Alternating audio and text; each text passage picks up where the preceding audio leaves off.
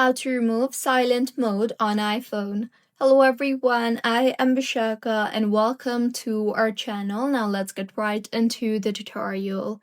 If your iPhone has the ringer switch, then look at the left side of your iPhone and then you can go ahead and flip the small switch upward, that is toward your screen, and you will see the ringer on your screen option or a vibration or sound whenever that is enabled.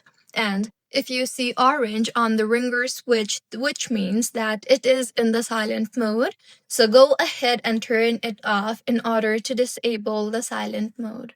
And if your iPhone has action button in it, that is iPhone 15 Pro and upwards, then go to settings and tap on the action button option you see there and then go ahead and set it to silent mode. Further tap the silent mode again and toggle it off, or you can also simply press the action button until the on-screen icon shows ringer.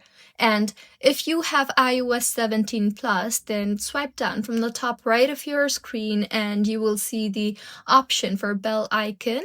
If it has a slash on it, then silent mode is enabled, so tap on it to disable the silent mode. So these were a few ways on how you can remove silent mode on iPhone. If you find this tutorial helpful, please like the video and do comment if you have any queries.